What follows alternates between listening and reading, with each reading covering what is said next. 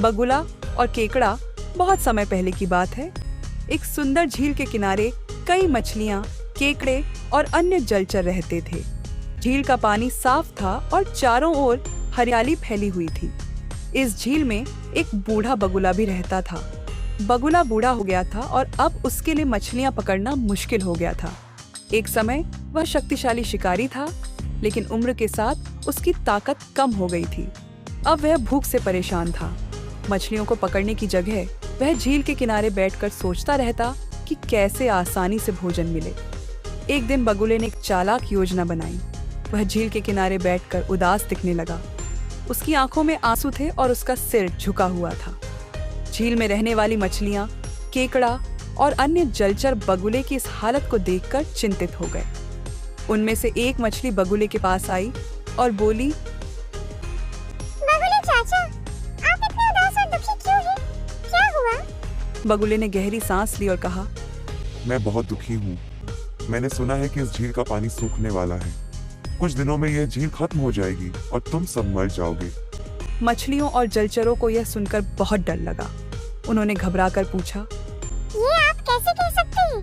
क्या यह सच है? बगुले ने गहरी आवाज में कहा, मैंने यह एक ज्योतिषी से सुना है। उसने कहा है कि इस झील का पानी जल्दी ही खत्म हो जाएगा। मुझे तुम सबके लिए बहुत दुख हो रहा है। मैं तुम सबकी मदद करना चाहता हूँ। मछलियाँ और अन्य जीव बगुले की बात सुनकर उसकी मदद मांगने लगे।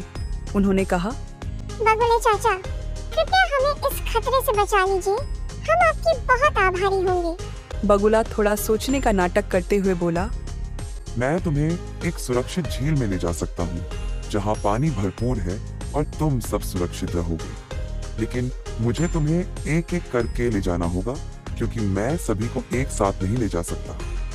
मछलियाँ और अन्य जलचर बगुले की बातों में आ गए।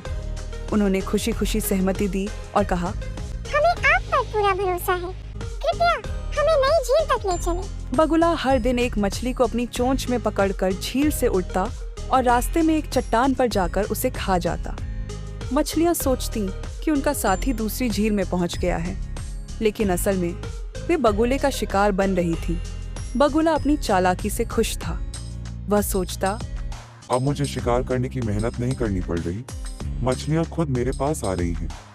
कुछ दिनों बाद झील के केकड़े की बारी आई। केकड़ा भी बगुले पर भरोसा करता था।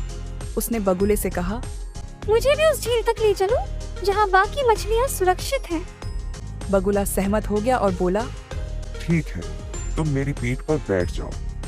केकड़ा खुश होकर बगुले की पीठ पर बैठ गया। जब बगुला उड़ने लगा तो केकड़े ने झील का आनंद लेते हुए नीचे देखा।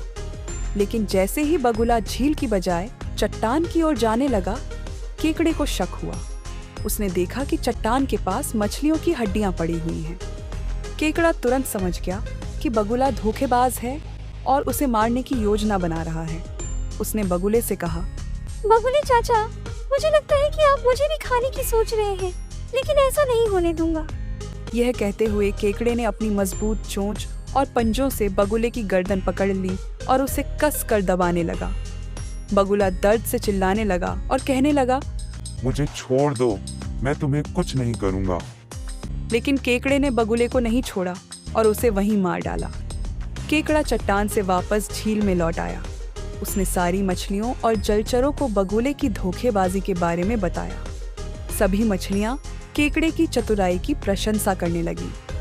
यह कहानी हमें सिखाती है कि कठिन परिस्थितियों में बुद्धिमानी और साहस से काम लेना बहुत जरूरी है। जो लोग दूसरों को धोखा देते हैं, उन्हें अंततः अपने कर्मों का परिणाम भुगतना पड़ता है।